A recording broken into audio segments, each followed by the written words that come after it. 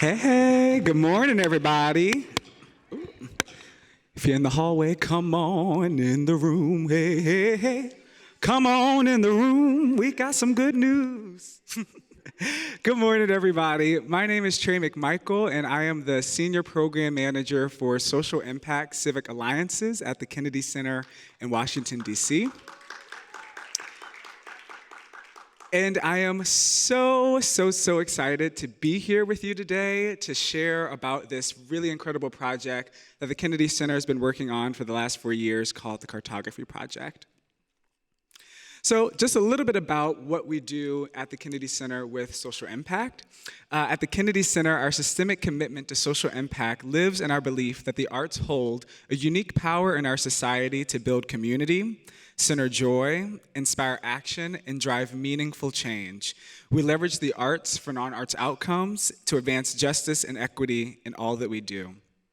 So social impact is one of our programming divisions at the Kennedy Center. So we work right alongside jazz, hip-hop comedy, theater, dance programming. But the goal of social impact is to really use the arts as a vehicle, as a tool for non-arts outcomes. How are we using the arts as a way to advance justice, to bring people together, to center joy, to have conversations? I always say that the work that we do is stronger because we're thinking of things that are in and with community and not necessarily to or for community. The work that I focus on as the Senior Manager of Civic Alliances is aligned with our community empowerment pillar. So there are 5 pillars of social impact. Community empowerment is one of them. Artistic empowerment, impact performance, cultural leadership, and reach activation. And between all of those pillars, working and flirting with each other, we get about 16 different programs at the center that are focused on expanding our community outreach, expanding our work with communities in DC as well as across the country. And the Cartography Project is one of those programs. So I think a lot about this quote by Adrienne Maree Brown. Any folks know Adrienne Maree Brown? Yeah. Amazing author. Adrienne Maree Brown has this book called Holding Change, and in it she says, practice is how we become what we long to be. And I think about that a lot with the Cartography Project of when we practice, in music, we get the performance that we want, right? We get that amazing sound. I think a lot about if we want a world that is more just, if we want a world that is more inclusive, that's creating spaces of belonging, we have to practice that as well. If we want Black faces, Black stories in our orchestras, in our operas, we practice that. And I think of cartography as one of the ways that the Kennedy Center is practicing that future with a lot of other collaborators, with some incredible artists, community organizations across the country. And so the Cartography Project is a multi-year commissioning program in partnership with the Washington National Opera and National Symphony Orchestra, where we have gone across the country and we've identified emerging Black composers and librettists to write opera and to write orchestral music about Black futures, answering this question of what are we doing today to shape the Black futures of tomorrow? And how are we doing that through classical music? How are we doing that with these incredible Black artists from across the country? So we've had 3 different cohorts for cartography over the last 4 years. The first cohort was in 2020, and so during the height of George Floyd protests, the Black Lives Matter protests in 2020, the Kennedy Center was really wrestling with what are we going to do? What are we going to say? What can we say? How can we contribute as the nation's cultural center? And the Cartography Project came to life during that time. And so we had 8 different commissions in 8 different cities, 3 of which were with the National Symphony Orchestra, and 5 of which were with the Washington National Opera. Now, each of these commissions were tethered to a city where there had been an instance of Black trauma, Black death. So if we think of Baltimore and Freddie Gray, if we think of Minneapolis and George Floyd, New York, Cleveland, Tamir Rice, we found artists from these cities and we asked them to come to the Kennedy Center and to write music, to write a piece honoring these lives, thinking about the life that they lived, not the death that they had. But then we thought about this after that and we said, well, do we want to be in the business of making art about Black trauma, about Black death, when that is so prevalent in so many other places. And so we decided to pivot. And over the last 2 years, we've focused the Cartography Project on Black futures. What does it mean to imagine what Black people look like in thriving communities in not just 30 years or 50 years, but in the future, deep into the future? How are we thinking of that and putting that into music with our artists? And so we've identified the cities of Seattle, Detroit, New Orleans, and Houston, and we're having 4 commissions with the NSO and 4 with the WNO in each of these cities to answer that prompt. What do Black futures look like in these cities? How are we working with Black artists to answer that question? The other interesting thing that we did in this new iteration of cartography is actually go to the cities. You know, it's really hard to write a piece about Baltimore if you don't know where Lexington Market is, right? If anybody's from the DMV. And so in this iteration of cartography, we said, well, it's not enough just to say, hey, you are an artist from Seattle, write about Seattle, but the Kennedy Center has no investment in Seattle. And so for the last 2 years, we've gone to Seattle, we've gone to Detroit, we've gone to Houston, we've gone to New Orleans, and we've worked with these 4 community organizations to host hometown activations, which are essentially a 4-day span of time. We work with the artists, and we work with these community organizations to have a conversation. We host different events. In New Orleans, we had an Afrofuture dance party. We host curated community dinners with folks from different spans and walks of life, architects, humanities folks, people who work in film, just random folks from the public coming in and having these conversations about what does it mean to invest in this city in the Black future? What does it mean to think about the past, the Black past of the city, the present, in the future? And we do that over meals, over painting a mural in Houston in the 3rd Ward, having conversation with youth who are in mentorship programs. And it's a lot of fun. I think, again, going back to the idea of doing work that is in and with community and not to or for community, the work that we are doing, the art that we're creating is stronger when we're doing it with organizations who know about the Black communities in those cities. You know, we can't just show up and say, we're the Kennedy Center, we're in Houston, we're doing this thing. No, it's much better if we're saying, okay, we're in Houston. Who in Houston is already doing work that is supporting the Black communities in Houston? How can we partner with them to advance this conversation? And knowing that the Black community in Houston is very different than the Black community in Seattle, is very different than the Black community in Detroit and in New Orleans. And so working with organizations who are understanding the climates of their city and working in that place of thinking about Black community and supporting Black community. And so I want to transition us to a video about some of the hometown activations that we've been doing, and I'm going to welcome our panel to come to the stage while we're doing that. Thanks. My name is Mark Bamuti Joseph. I'm the Vice President of Social Impact and the Artistic Director of Cultural Strategy at the Kennedy Center, and one of the architects of the Cartography Project. Well, the first iteration of the Cartography Project, it was done during the pandemic. So there was a lot of limitations there, and while it was successful, it did limit, I think, some of the composers and having to come to DC rather than being in their own element. Seattle is such a big part of my creative identity. Someone deemed my music hologram funk. I love the fact that things aren't congruent, because then that's how we shake things up. And I love shaking up the boat. It's about stripping away what we think is our identity, or what we've been told is our identity, and then allowing something to be birthed out of that.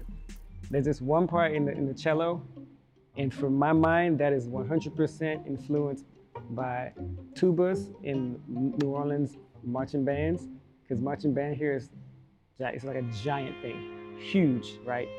Little kids start from this age, right? And so, but that's to your point of the Louis Armstrong. The music culture is so embedded. I can't help but put that into the music. So the cello is playing this very, to me, rhythmic thing, but all that is just something that I would hear in New Orleans, case closed. And the chords and stuff, all that little crunchy, it's just the sounds of the city. You know? In social impact, we say our equity is our North Star. We talk about a culturally equitable future. Our desire isn't to mimic classical norms and put them in brown face or black face, or to put them in the bodies of black or brown musicianship. Diversifying the norms of classical music isn't just about minoritized bodies. It's, in this case, an inquiry as to what constitutes classicism.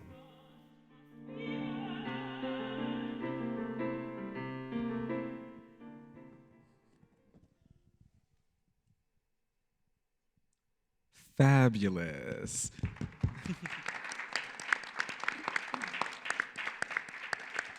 Hey, y'all. So I want to introduce our fabulous, fabulous, wonderful panel. As soon as I get my, oh, there we go. I updated this slide, Catherine. I'm so sorry. This is Catherine Elizabeth, NSO composer with Seattle, Washington. Brittany Ward, W&O librettist with Detroit, Michigan. Levi, I also promise you I updated the slides. Levi Taylor, composer with the NSO for Detroit, Michigan. And then Carlos Simon, Kennedy Center composer in residence.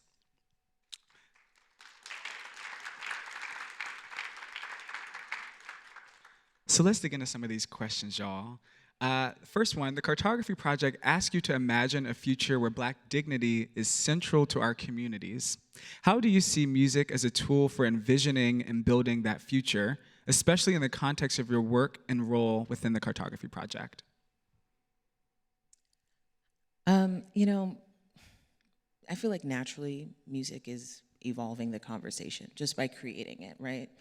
And I feel that it's the ultimate tool, honestly, because it's based in frequencies.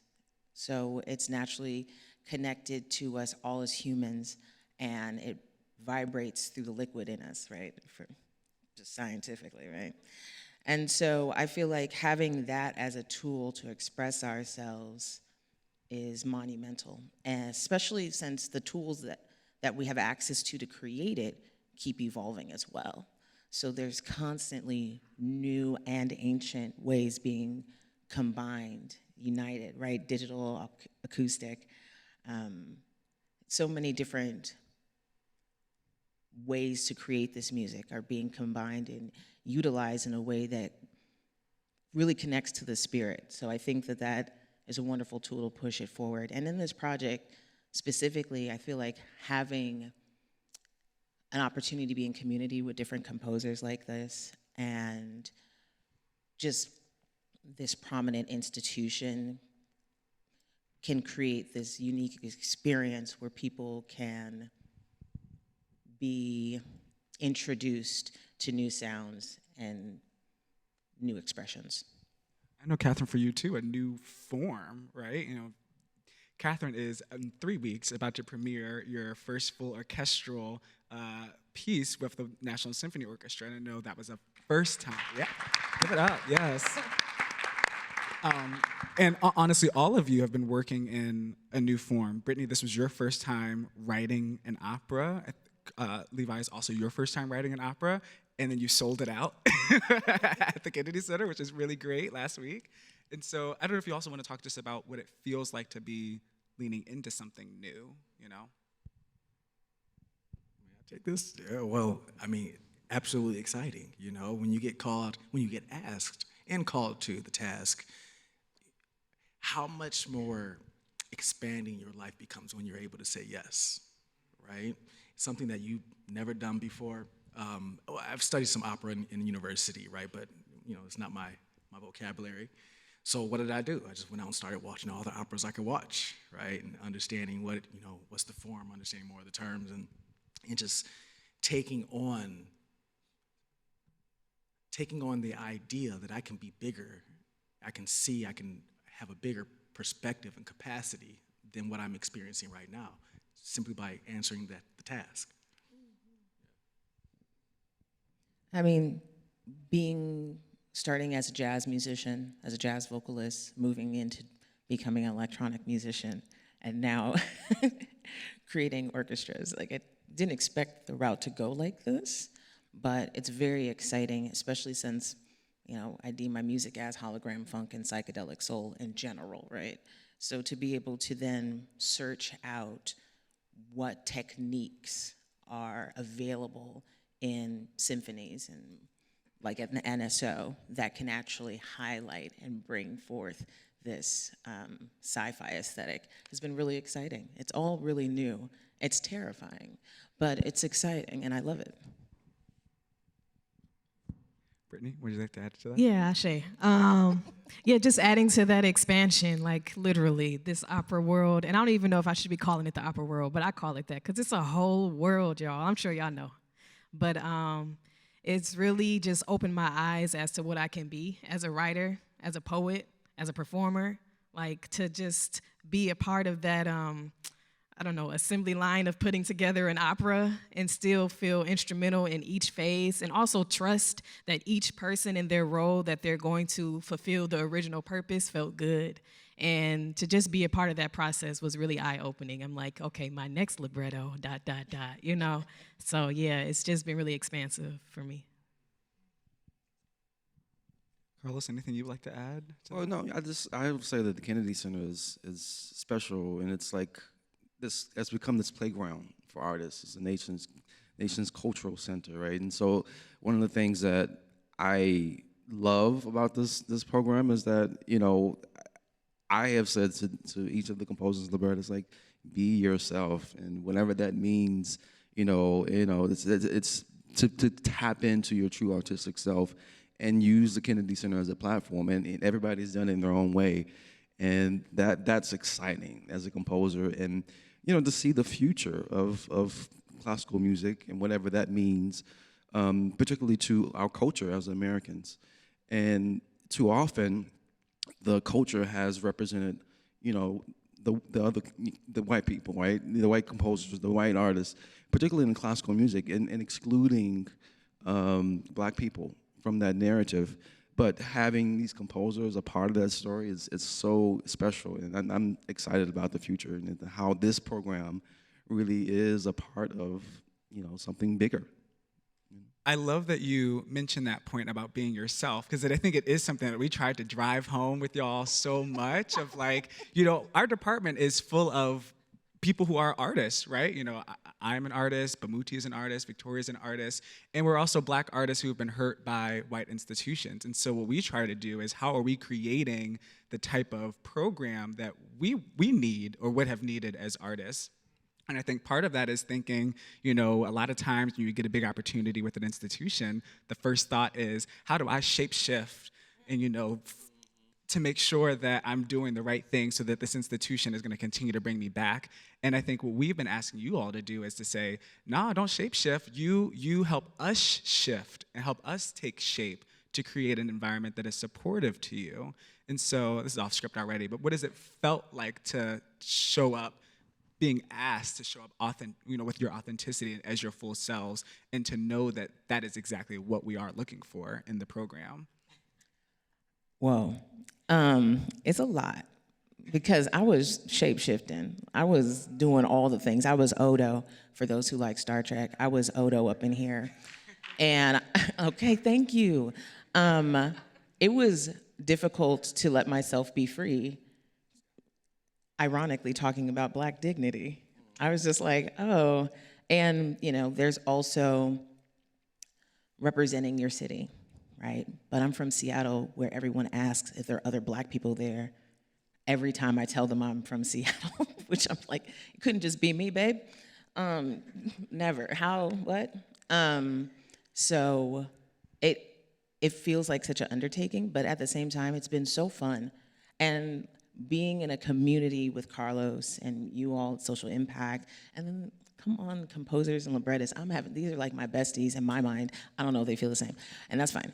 But I love their creativity too, so that's been helping me to be free. But it is hard in an institutional context, because even when people are like, no, just do what you do, you're like, yeah, but this program gonna die if I do it wrong. Am I gonna ruin all the Black futures in this program because I did it wrong? That's what it feels like sometimes. But then y'all remind us, no, it's not just, it extends it allows people to continue to be free past me. Yes, it felt very good to be asked to show up authentically in all spaces. I'd be like, okay, I don't know about this trade. Okay, such and such. And like, it'll be fine. Just be yourself. Literally every time. But yeah, as a professional shapeshifter, I can also say that showing up, yeah, professional shapeshifter. I had to acknowledge that within myself. Like, I'm really good at that. And so I noticed, like, coming to this project, I was like, okay, so how should I be? This is the Kennedy Center. But I noticed how I was able to, one, still understand the fundamentals of an opera. That was a learning curve as well. But still within those boundaries, I guess, or, limitations a bit, I was still able to explore my creativity. It was so amazing. I cried on the day of the debut. Like, okay, we're talking about ancestral reverence. We're talking about community. Like, these are the things. We're talking about spirituality. We're talking about, like, premonitions, visions, all the things that bring me joy and fill me up, and being able to see it in that context of classical music, to be sung from the opera singers, like, wow, So it felt really good. It felt really good. No, I echo all of that. It felt amazing. I like to get into the nuance of things, and I'll say this. I just finished listening to Trevor Noah's Born a Crime, right? And in that, he talks about all the languages that he speaks, right? And these are natural languages that he speaks through his culture, with his family, his friends, and all the other places that he has identity. He's African. Well, I guess in that time, especially, he was a colored, South African man. So on the outside looking in, we might say, well, speak your identity. We know what it is. Do that thing. He's like, it's this thing, it's this thing, it's this thing, and all of it is authentic, right? And so my way, number one, getting to hear Brittany's libretto, and writing to that, and that, the Detroit essence, the spiritual essence, like, okay, I vibe with that, let's rock it, And we did that strongly, but also, I wanted to write, well, as a classical composer, what's that lane that I'm in that I love, with the opera that I love, what's the jazz world that I love, what's the gospel, just the chords. I mean, I love atonality. Let's go in, right? So it was challenging for me when I was told, just be yourself, do your thing. It's like, well, there's a bigger conversation that doesn't just involve me, and I can fit in that world here, I can fit in that world here. So it was exciting, but it was also just challenging, I'll say it that way, yeah. Also, like when we said, ask for what you need, I remember y'all being like, what we need? Like, yeah, you need staples? Like, what do you need to make the thing come to life, right? Like, we know how difficult that is, and so trying to give y'all the empowerment to do that is exciting for us, and to see you all live up to that too. Go ahead, Carlos. Yeah, well, I was going to say that, as a composer, when you get a commission, it's usually, okay, this is how long the piece should be. Here are the instruments. Here's the premiere date. We'll see you at the premiere, or the rehearsal, the first rehearsal, right? And that's usually what you get. But with this particular program, it's a 3-year commitment. And we keep talking about, expressing that we want you to be yourselves. That takes time, and it takes effort from the institution to have the patience and the effort to go along with the artists and to say, okay, this is what you want to do. This is who you are. All right, what do you need, essentially? And so having a 3-year commitment, and it's sort of a lead-up time. So the first year, it's not, we're just doing activations, right? Going to the cities where everyone's from. So coming to Houston, New Orleans, and then spending time and eating and drinking and going to different places and museums. That helps in the creative process too. And allowing you all to write pieces, like short pieces, to kind of stretch your wings a bit. Okay, I didn't die. It's the first time. So that's a part of it. And of course, the big commission and the premiere, which you all just experienced a couple weeks ago, that hopefully has calmed the nerves a little bit and helped you to really, grow into the artist that you are becoming. Yeah. So I just want to say that having the patience and the commitment, as an institution, is important. All right, I'm gonna get to some. I know I lied to them. I said we're gonna get to so many questions. We've asked one question, so let's do at least one more. The cartography projects include a strong emphasis on community engagement and mentorship. Can you share any significant experiences from your interactions during a hometown activation or at the Kennedy Center that influenced the direction of your work? You know me, I get a mic. Don't let me get on the mic. I'll be there. That's that singer style. Everything, honestly. Like, I love these composers and librettists I'm with. Like, love them already. Like, already have this wonderful community I feel with y'all every time we link up. And then I don't get to see them all the time, so I'm just commenting and loving on their Instagram and everything like that. So, oh, congratulations, so excited, you know? And I think that really helps the process, you know? I'm a solo artist, intentionally, because it's hard to link up and spend that time and find that connection that feels unique, and you're sharing your spirit when you collaborate, right? Like, it's a marriage, it's a relationship, it's deep, I've cut off many of them because they just didn't work at the end, right? So just being with these composers and these librettists, I feel like, man, I can't wait till we can collaborate on something and somebody commissions that too, you know, because we also want money for everything we do. So, you know, I think that's what's exciting. And then, of course, the mentorship, right? Like, I get intimidated by mentorship, not gonna lie. I've been a mentor many times, but being like, somebody being like, what do you need? I'd be like, you know, like, just malfunctioning. Because it's hard to ask for help. So, like, I find myself hesitating on emails and drafts and drafts and drafts. Those never go out, right? Until the last minute, it's too late. It's due tomorrow. I'd be like, hey, can you help me? They're like, what do you, but very kindly, what? You know, so I think that's helped a lot in my process, is just being in community. You know, let's say when you're at your circle, there, everybody should know more than you do, right? And that's where I'm at with my cohort, this next cohort. I'm excited to meet cohort 0. Like, the community I'm in, like, everybody knows more, and I'm very humbled right now. I was talking about that at dinner, and y'all like, no, play yourself up. I'm like, nah, son. I'm a Leo Virgo, yo, I'm gonna play it to the sun. I'm gonna play it to outer space. Like, don't let the ego get crazy. Like, it's very nice to be humbled in this space and be like, I don't know all the terminology, but I have the vision in my mind. So thanks for being open to it. Thanks for helping me get to that next step. Because I think that's one thing musicians in general need to be reminded, is like, we have the vision. The vision is one of the key parts. It's like one of the most important parts. You can learn the language, you can learn how to get it out there, you can connect with people who can help you get it out there. But if you have no vision, you ain't got nothing. You could play all the techniques and everything like that, but if you don't have vision for the composition, there ain't much else to it. So it's wonderful to have people that help me with my language barriers. So when you asked that question, I immediately remembered when we performed at the Millennial Stage.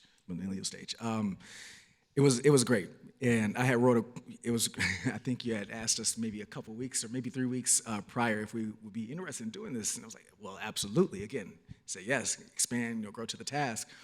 So I wrote a piece for piano and cello that Britton Riley performed with me, and I don't perform a lot in public, but it was like, let's make it happen. And what was impactful for me was it was a community space, right, the Millennial Stage. And just an audience of just people who were just visiting DC, or they're out, let me see what's going on at the Kennedy Center. And after the performance, a gentleman came up to me with tears in his eyes about how the piece moved him. The piece was called Together, and it was literally like I emphasize community work and social impact work, and so I wanted to write a piece that was about how important it is that we continue to get together, be together, hear each other's stories, tell each other's stories.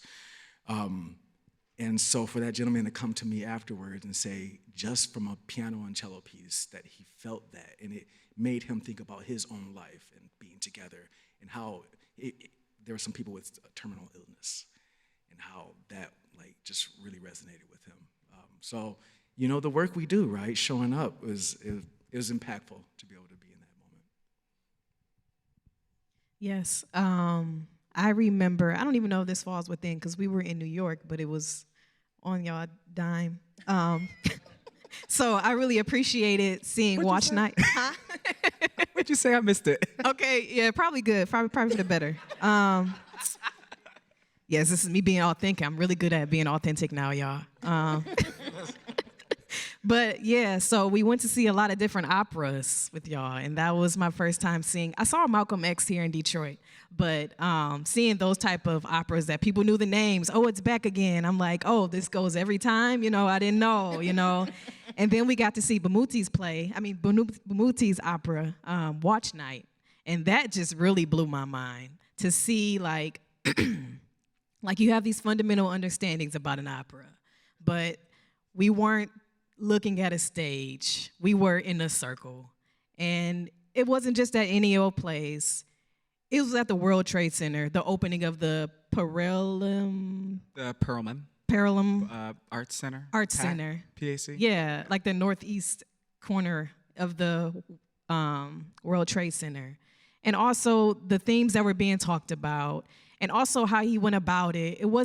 It was hip hop, it was jazz, it was some rapping involved, it was some gospel, like, oh, this is what I can be doing. It really opened my eyes to say, you can still show up as your authentic self and look, this is what it looks like. And then also still being within the confines of an opera, because I do appreciate, how do I name that? I do appreciate, the word's not coming.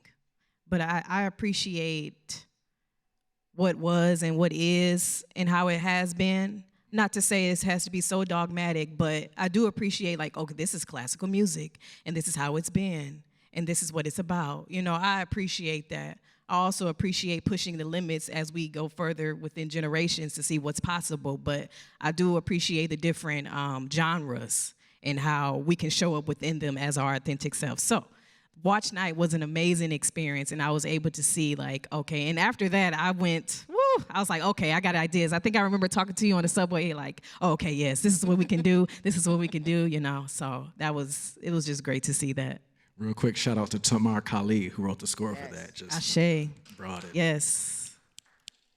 I'm going to ask one more question, and then we're going to watch a video, and then we're going to open it up to you all for some questions as well. What does it mean for you to create art with the goal of mobilizing and empowering Black communities? And how do you see this project influencing the future of Black cultural expression? Look, when I'm gonna go from my perspective. Like when I was in the audience, seeing mentors and people I looked up to, or even didn't even know, but saw what they were doing, the excellence they were bringing, and they were Black. They were Black men, Black women. Expressing themselves, I can't tell you how powerful that is. So just representation, access to the idea that this is possible, that you belong, that there's a space for you. I can't tell you how powerful it is. So, yeah, that's it. I love that, access to the idea. Because literally just seeing a thing expands your mind. That's what I'm experiencing right now. And also to the point of mobilization. So I'm a community organizer as well. And so when you think about mobilizations, often I used to confuse mobilizations with movements, with coalition building, but it's like you mobilize a group, you get them the idea to explore, you give them access to an idea to explore, you charge them up, you give them inspiration, you give them something that helps them to just act on the cause that they're focused on. And so I see personally our libretto, language, our opera as something that does that. It's like a church. If you ever get the chance to see it when it's on tour. When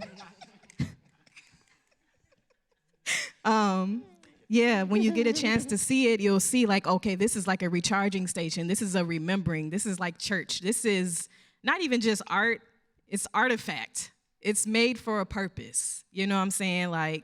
And so I can see the work that we have created being a mobilization in that way. That's it. I'm gonna stop there. One of my favorite cartography stories is in the very first cohort when we premiered all of the pieces for the first time at the Kennedy Center. We did a concert with all of the different arias and chamber works, and we invited the families of the folks we wrote these pieces about.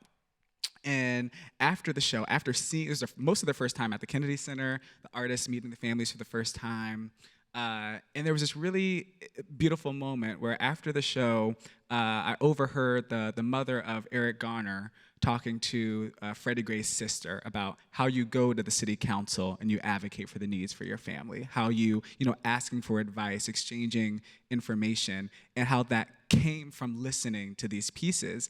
And that was really beautiful to me because that's the goal of the work, right? It's not that 1,000 people come see the piece, although that'd be real cute.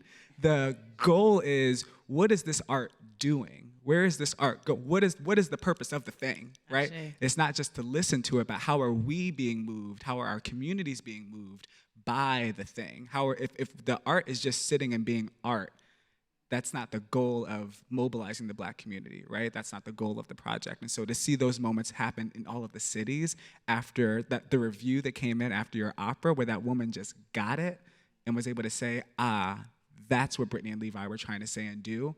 That's all we can ask for, right? Let's cut to one more video. And while we're playing this video, percolate with some ideas and questions you might have for our wonderful artists. There's a lot of free spirits around here, and there's a lot of visionaries. The idea of a Black classic probably begins in Detroit. Honestly, the Cartography Project really feels like a dream. Like, I didn't know anybody at the Kennedy Center, and to know that they were like, oh, you didn't need to know us. We know who you are, and we saw you, and we sought you out, and we see value in your voice and what you do. Like, something that I never really could have dreamed for myself. Year 2 of Cartography is about trust and family. All of the questions that came, like, is this a divine sign? And who am I now? I think what is really exciting about what the Kennedy Center is doing with this, of course we're changing the repertoire, we're expanding it so that it's more reflective of who we are and all of the people that are within these listening spaces.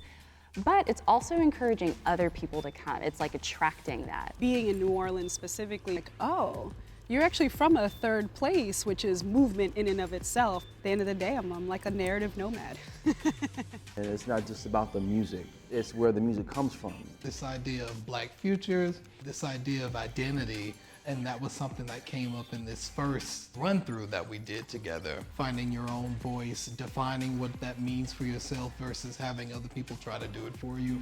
Depict it with love.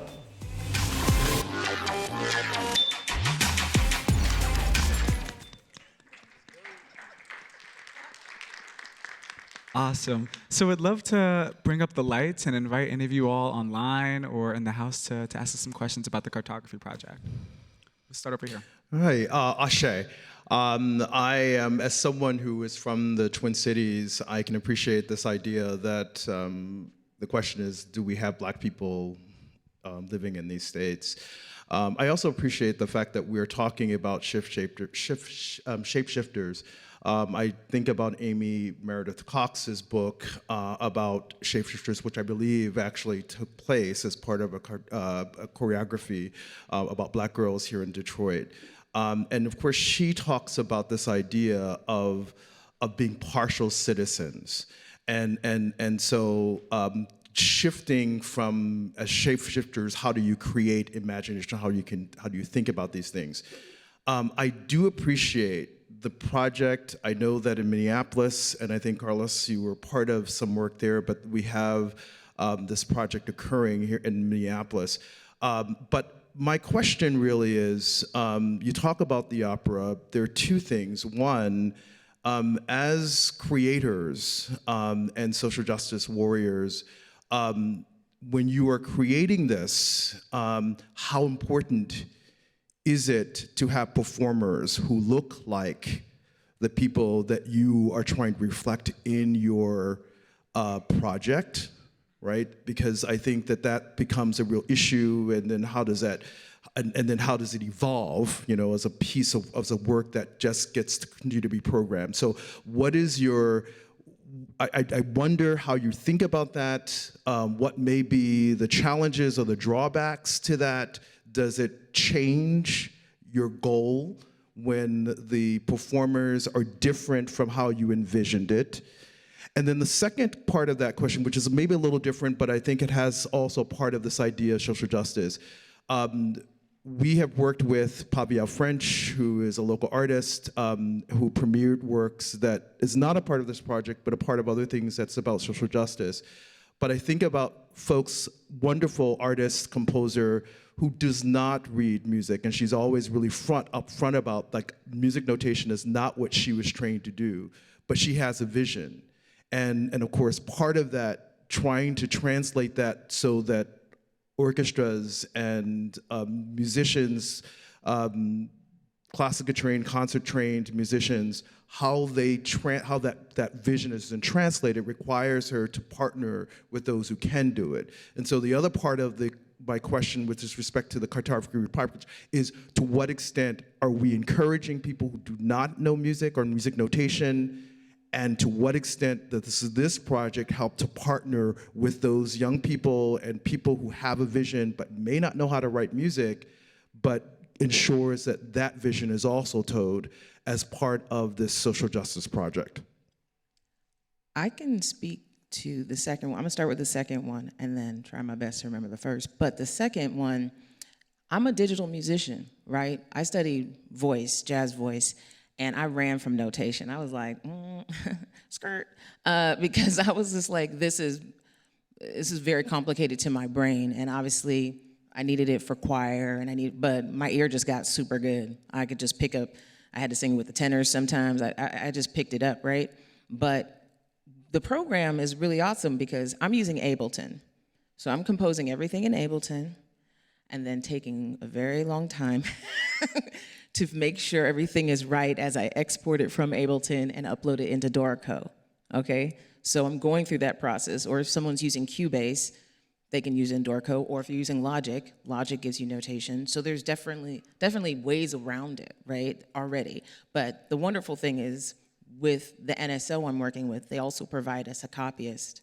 So they come and make sure everything's nice and neat. And then we can talk to the copyist to learn. So it's an extreme learning process. Because when I said yes, because I was on my yes, Queen, yes, God, thanks, universe. Thanks for telling everybody I'm a composer now, because I wrote it on my website. And also thanks, Sphinx, because somehow they found me through y'all, so thank you. With that said, though, I was like, okay, but universe provide me the tools, though. You know what I'm saying? Like, I'm open to the tools. I'm open to being a novice in certain spaces because I have albums out, I have music out. I've been able to do it. I've been able to work with instrumentalists before, so I can get there again. And that's the thing, is they provided the resources to make that happen. So the thing is, they're not just, hey, write the music, figure out that notation, hey, you guys, you got it. And then me coming with chicken scratch, and then looking at me sideways. That it's not a setup, basically. That's what I like to say. It's not a setup, which was deeply heartwarming for me. In terms of having instrumentalists that look like me or look like the folks I'm portraying in my artwork, yes, I look forward to that. I look for that. I also understand when I'm composing, you know, I kind of hate this too. It's hard to acknowledge, but once you put the music out there, it's not yours. That sucks. But you want people to hear it. It's just true. Like, I think musicians and composers should be thoughtful of that when we put the music in the world. With the lyrics we're using, that's a whole different thing. But, like, you know, if you don't want people to say certain things, then keep it in your journal, you know? So I think that's important. So I think about that with the NSO. Like, they play this orchestration last week, which I heard them in our rehearsals, and I was like, they nailed it, loved it. Get the sentiment across. The energy will still translate, because Black composers, we're gonna write our work, and everybody needs to be able to hear it. So that means, like, if it's happening in Switzerland or Sweden, okay, whatever the demographic that decided to pick it up is playing it, and they'll still hear my message. So there's that part. But I also do seek out, especially when I was going to Seattle, I was like, where you at? Looking for violinists and cellists and having that conversation. So it's both ends. I definitely think there's space for that part of the conversation. where others get to embody the work that we're doing. There's the conversation around appropriation and all that, but when the conversation is, when they're still highlighting where it's coming from, perhaps, that part of the conversation, I think it's okay. And what immediately brought to mind when you asked that question was, Juneteenth for me. When Juneteenth happens, I go out to everybody, white, black, indifferent, happy Juneteenth, right? Because this is part of our history, right? This doesn't just belong to me and my community. And by acknowledging that, by giving them that space, well, they could be like, oh, let me lean in a little bit too, and be a part of this, right? This fabric that we have in this country. All the cultural and music. It's wide, and it shouldn't be just owned by one group. We get to all explore, I believe, personally. I'll also say to your point about providing support for artists who might need help with notation or writing music or getting to the end result, is that we put our values in our budget. And so we know we're selecting artists who may not have every single piece of the pie to get to the final product, but we're selecting artists who have really great souls, who understand the storytelling, who have a perspective that's really valuable and important to us and important to the project. And so we set aside money to say, hey, you might need access to this resource to do notation, or hey, you haven't seen a lot of opera, how can we help buy tickets for you to go see as much opera as you need to see to feel comfortable with the form? Or hey, there's this workshop in your city that's happening that makes a lot of sense for the piece that you're trying to create. We put that value of, we want you to get as much experience as possible into our budget. And I think that's part of what helps the project be successful, is because we're giving the resources to folks to say, this is what I need to do this thing you're asking us to do. How can we as an institution show up and make that possible for you as an artist? I just want to add that also, we get to see, I got to see a lot of premieres. I got to see a bunch of Carlos's premieres. It's amazing. So we have a lot of context to the work that we're doing here, but also we get to keep these resources. It's not like return the library book at the end. You know what I'm saying? You got the knowledge, you got the resources moving forward. So the copyists and the folks I'm connected to now, I'm planning on staying connected with them and finding other folks like them to support me in my journey. And that's what we're encouraged to do. Thank you. I see a question from online. Yep, this is probably the last one. How do you unlearn limiting beliefs that we're often taught at these institutions, where we're forced to fit into a box that isn't necessarily designed to include us? Could you repeat that one more time? Yep. A little louder. Okay. How do we unlearn limiting beliefs that we're often taught at these institutions, where we're kind of forced to fit into a box that wasn't designed to include us? May I get you a librettist like Brittany Ward over here? Get her to write you a story and write music to it, and realize that in order for you to achieve this task, you gotta be present, right, with the story that's in front of you, and just take it on. I'm saying that it's half funny, but it's true. You gotta. I believe you have to. It's that being together thing, right? You don't have to do this thing by yourself.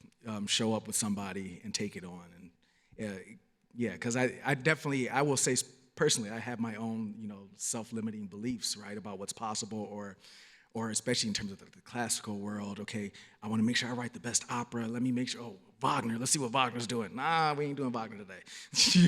So it was just really good for me to have Brittany's words, and just to embody that, to get away all this that's up here and just be like, okay, this is where I am today, and that was beautiful, just to let go and just to have that.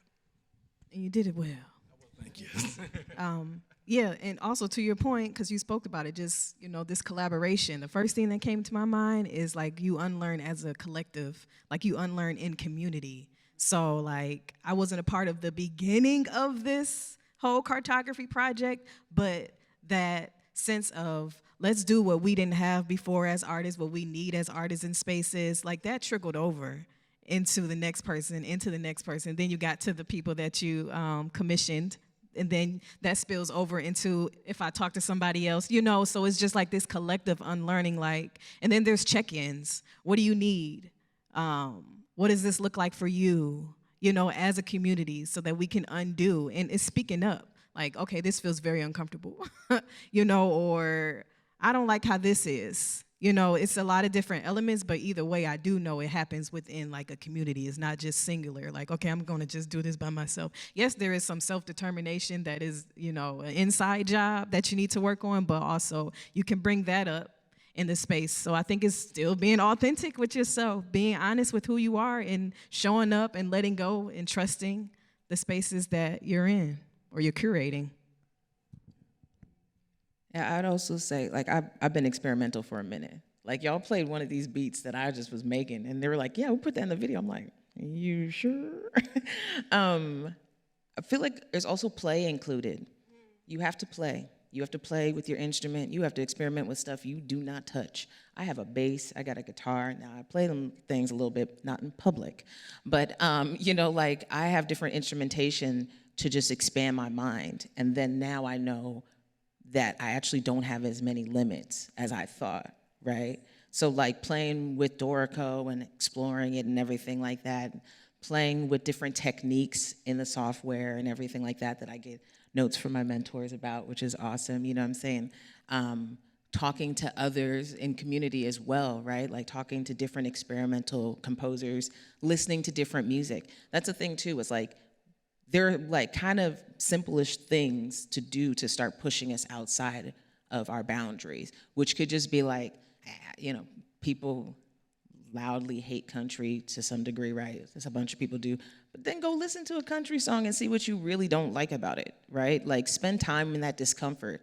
So I think play and discomfort also helps reduce the boundaries, right? Because they're like, oh, actually it was just that one song and that actually is because I'm triggered by this other event to that song. It's not really the whole genre I'm sweeping. So I think play and discomfort are things, while contrasting, are very important to making space for yourself to expand.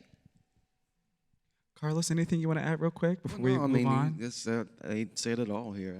I can't really add any more to that, but I think that being a product of someone who's gone to graduate school and then music school, and I've done 3 degrees in music, and I understand this question here, feeling like you can be trapped in a box, particularly because I grew up kind of like these composers here. I grew up playing gospel music, and reading music was not the first thing, my first exposure to music.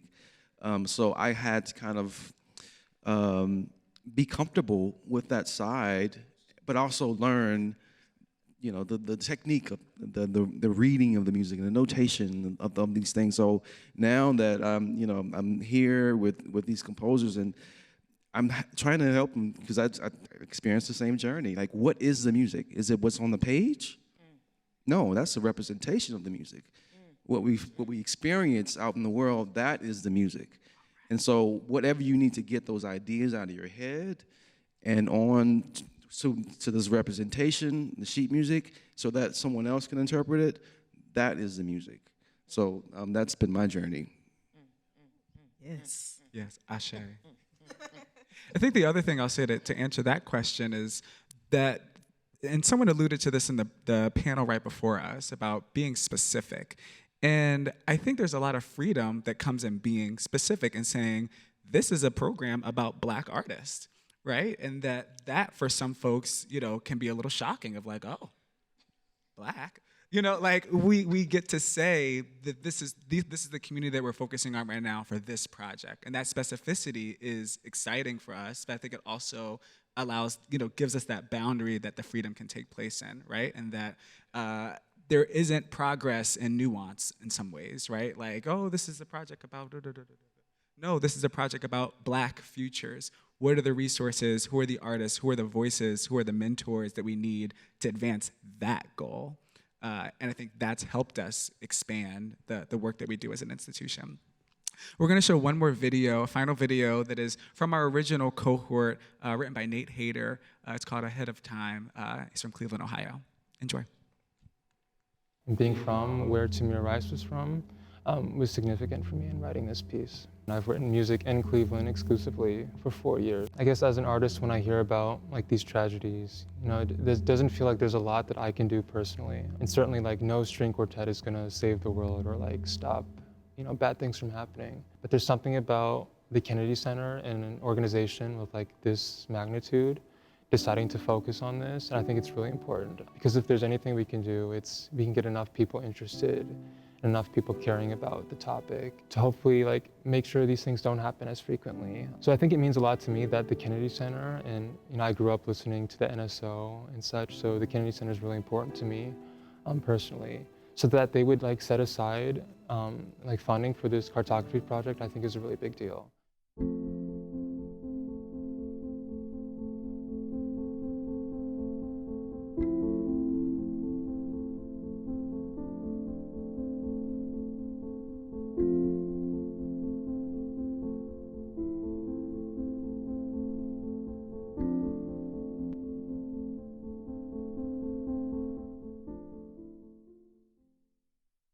My main objective when writing this piece was to not attempt to fully capture, you know, the gravity or the severity of that moment, the tragedy, but to rather focus on something positive. You know, I want something positive to be associated with the name Tamir Rice.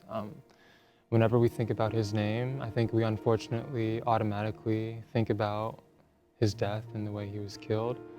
So if I could write something that could like associate something positive to his name, that was my main goal in writing this piece.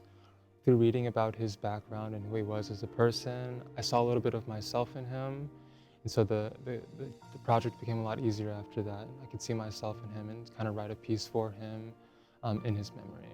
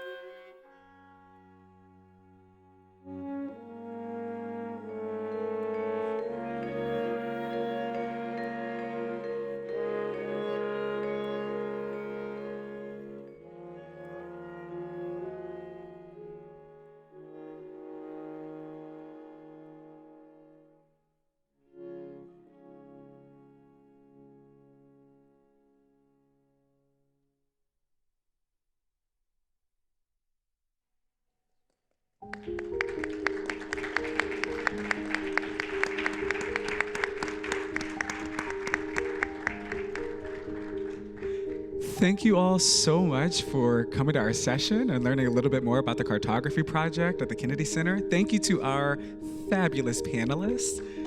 Round of applause for them. We'll be standing on the side. If you have any questions about the Cartography Project or this work that we're doing in social impact at the Kennedy Center, we'd be happy to answer any of that for you. Thank you so much, everyone. Enjoy the rest of the conference.